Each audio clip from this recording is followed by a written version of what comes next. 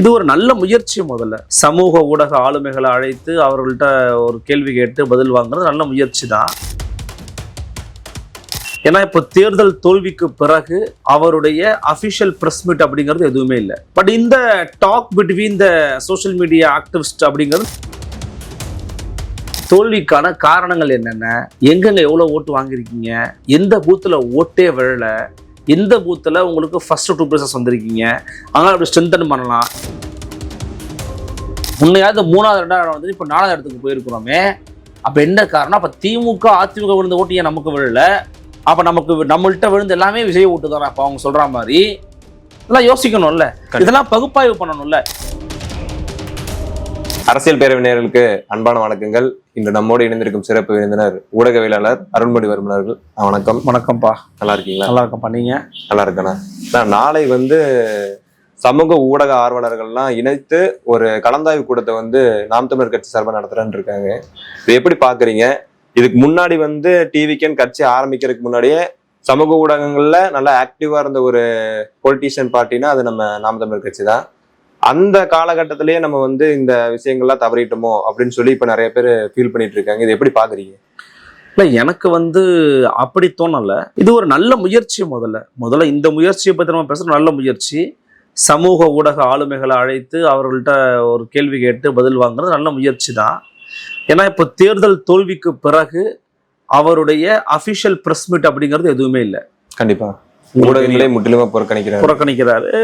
அல்லது இப்போதைக்கு பேச எதுவும் இல்லை. 40 நாள் தான் ஆகுது. நம்ம என்ன பேசுறது? ஒன்றும் நம்ம தோல்வியை பற்றி தான் பேசணும். தோல்வியை பற்றி பேசணும்னா முதல்ல கட்சிக்குள்ள ஒரு உள்கட்டமைப்பு ரீதியாக நம்ம விவாதம் பண்ணியிருக்கணும். அதை பற்றிக்கு வேணாம்னு நினச்சிருக்கலாம். பட் இந்த talk between the social media activist அப்படிங்கிறது நல்ல ஒரு விஷயம் தான். வரவேற்கலாம். 2வது, நீங்கள் சொல்கிற மாதிரி பார்த்தீங்கன்னா அவருடைய தேர்தல் காலத்தில் அவர் என்ன பண்ணாருன்னா மற்ற விஷயங்கள்லாம் பண்ணார். இஸ்லாமிய அமைப்புகளோடு, கிறிஸ்தவ அமைப்புகளோடு, சிறுபான்மை அமைப்புகளோடலாம் தொடர்ச்சியாக பேசினாரு, போனார், வந்தார், மாணவர்கள்ட்ட கேட்டாரு, சில ஊடகங்கள்கிட்ட தனியாகவும் பண்ணாரு. கல அரசியல் நல்லா மேற்கொண்டு. ஆமா, அதெல்லாம் பண்ணாதான் செஞ்சாங்க. பட் என்ன ஒண்ணு, மேபி நீங்க சொல்ற மாதிரி இன்னும் கொஞ்சம் ஷார்ப்பன் பண்ணிருக்கலாம். அப்படின்னா திரை பிம்பம் அரசியல் என்ன பண்ணோம் அந்த மாதிரி தலைப்புல வச்சு அதை ஒட்டி இல்லைங்க யங்ஸ்டர்ஸ் கிட்ட கொஞ்சம் கொண்டு போய் சேர்த்துருக்கணும். அஃப்கோர்ஸ் அவர் எல்லா வேணாலும் அதை பேசுறாரு. பட் அதுக்குன்னு ஸ்பெசிஃபிக்காக கூட பண்ணியிருக்கலாம்னு எனக்கு தோணுது. நான் எப்பயுமே என்ன சொல்லுவேன்னா, ஒரு கட்சி நடத்துறவங்களுக்கு தான் தெரியும் அது எப்படி கொண்டு போகணும் அப்படின்னு. கண்டிப்பா. இப்போ நம்ம ஒரு ஏசி அறைக்குள்ள உட்காந்துக்கிட்டு நம்ம என்ன வேணா வியாக்கியானங்கள்லாம் பேசலாம்னு வச்சுக்கோங்களேன். ஆனால் அவங்களுக்கு தான் நெளிவு சுழிவு என்ன, கட்சியில் யார் எங்கே இருக்கிறா, எவ்வளோ செலவாகும், மேலே கீழே சைடில் நடுவில் எல்லாம் யார் இருக்கிறா, அமைப்பு எப்படி இருக்குது, நிர்வாகம் எப்படி பண்ணுறது, ஒரு கூட்டத்தை கூட்டணும்னா எவ்வளோ செலவாகும், இதெல்லாம் அவங்களுக்கு தான் தெரியும். இப்போது அப்படி நம்ம சொல்லும்போது அவங்க முயற்சியை நம்ம பாராட்டுறோம். இந்த முயற்சி நம்ம பாராட்டுறோம், வரவேற்கிறோம், நல்ல விஷயம்தான். முன்கூட்டி தேர்தலுக்கு முன்பாக அவங்க வேற பல முயற்சி எடுத்தாங்க இல்லையா? அது வீண் போனதான் நான் நினைக்கல. ஏன் வீண் போன நினைக்கணும்? 20 லட்சம் ஓட்டு விழுந்திருக்கு. அது 20 லட்சம் புதிய ஓட்டா அல்லது பழைய ஓட்டா அப்படியே தொடருதா என்னன்னு நமக்கு தெரியாது. அப்ப அதெல்லாம் கொஞ்சம் பார்க்கணும்ல. கண்டிப்பா அதெல்லாம் பார்க்கறதுக்கு ஒரு டைம் எடுக்கும். நல்ல ஒரு அணுகுமுறை தான் அது எடுக்கணும்னு நான் நினைக்கிறேன். தாவேக்காவாசம் ஐடிவிங்லாம் ஃபேக் நெரேட்டிவ் பயங்கரமா பில்ட் பண்ணிட்டு இருந்தாங்க. இப்போ அதெல்லாம் உடைத்து தகர்க்கணுங்கிறதுக்காக தான் இந்த டீமை இறக்குறாங்கிற மாதிரி இன்னொரு பார்வை பார்க்கப்படுது. இது எப்படி பாக்குறீங்க? இல்ல, இது இன்னைக்கு அது ஒரு மிகப்பெரிய ஒரு சமூக சிக்கலா மாறி இருக்கு தம்பி. நான் டிவிக்கேன்னு சொல்லல, பொதுவாகவே பாத்தீங்கன்னா ஃபேக் நரேட்டிவ்ஸ்க்கு நிறைய பேர் மக்கள் ஈல்ட் ஆயிடுறாங்க.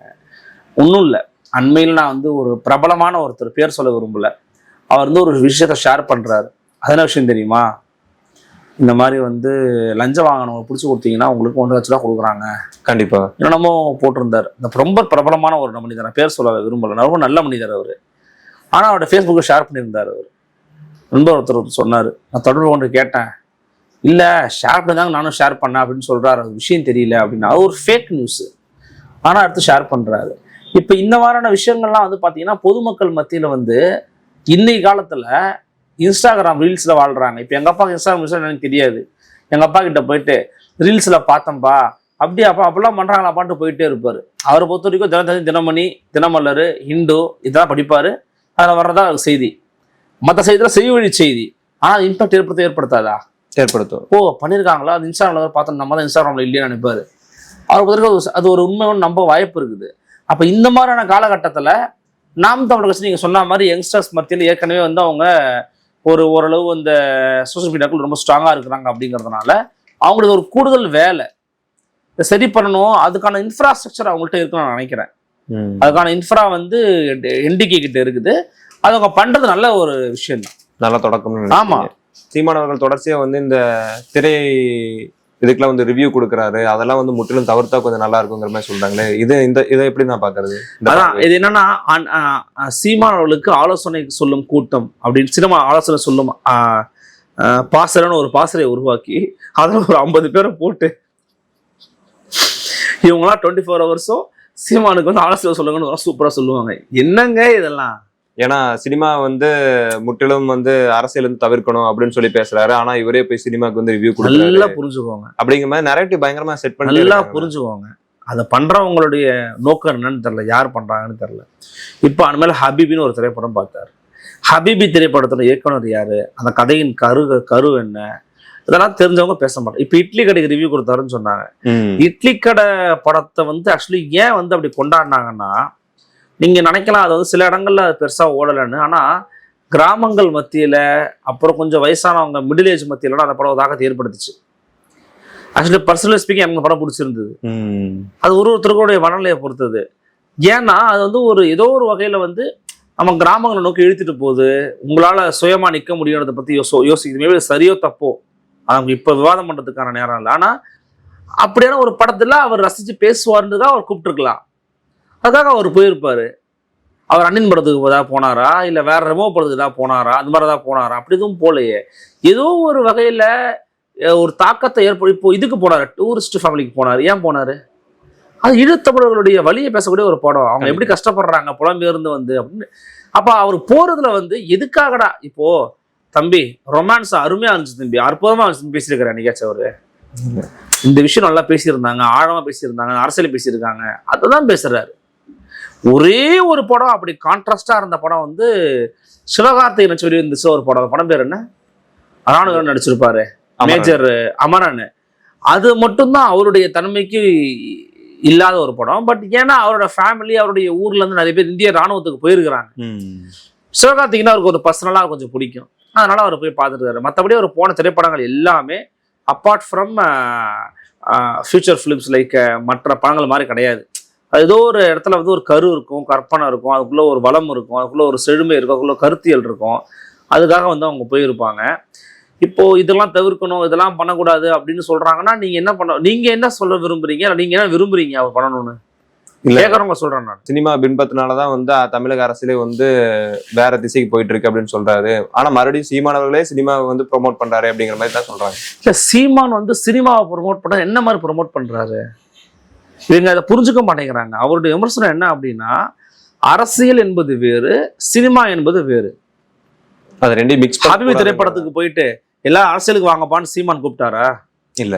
அமரன் படத்துக்கு போயிட்டு என் தம்பி சிவகார்த்திகேயன் என் கட்சியில சேரணும், கட்சி ஆகுன்னு சொன்னாரா? என்ன முட்டாள்தனமான வாதம் அது? சினிமா பிரிச்சு பார்க்க, சினிமா அரசியலி அவர் பிரிச்சு பார்த்துதாங்க இருக்கிறாரு. அவர் பேசிக்கோ டைரக்டர், அவருக்கு தெரியாதா எங்க எதை பேசணும்னு? அவருடைய எண்ணம் என்ன? அரசியல் ஜெயிக்கிறவங்க வந்து ஒரு ஐடியாலஜியோட இருக்கணும், மக்களுக்கு வேலை பார்த்துருக்கணும், ஏதாவது அனுபவம் இருக்கணும், அதை குறித்த சிந்தனை இருக்கணும், அவங்க அரசியலுக்கு வரணும் விரும்புறாரு. அதனால தப்பு இருக்கணும், தப்பு இல்லையே.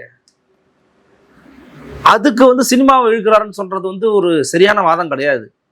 அப்போ அவர் மேல ஒரு வன்மத்துல காழ்ப்புணர்வு இருக்கிறவங்க பேசுவான், பேசிட்டே இருக்க வேண்டியதான் கடைசி வரைக்கும். இப்போ நான் வந்து நீங்க இப்படி சொல்லுங்க, அவர் திரைப்படம் நான் பார்க்கட்டும், எங்கன்னா போட்டோம், கட்சியை வளர்க்கணும்.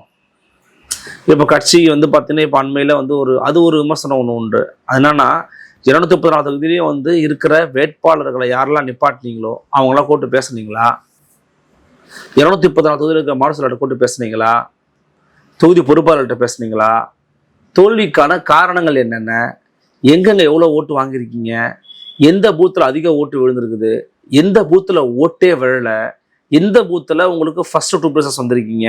அதனால அப்படி ஸ்ட்ரென்தன் பண்ணலாம். இதெல்லாம் கொஞ்சம் கட்சி பேசியிருக்கான்னு நமக்கு தெரியாது. பட் அதை பேசுங்கன்னு சொன்னீங்கன்னா அது நியாயமானது. கண்டிப்பா. இப்போ நான் சொல்றேன், அதெல்லாம் பேசணும்.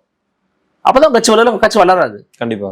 எந்த தொகுதியில எந்த பூத்துல எவ்வளவு ஓட்டு, எவ்வளவு அதிகமா வாங்கிருக்கீங்க, எவ்வளவு கம்மியா போன முறை வாங்கிருக்கீங்க. ஏன் குறைவா இருக்கு அப்படிங்கறது இப்போ தாவேகா தாக்கத்தை ஏற்படுத்துற இடத்துலலாம் நாம் தமிழர் கட்சியின் தாக்கம் என்னவா இருக்குது?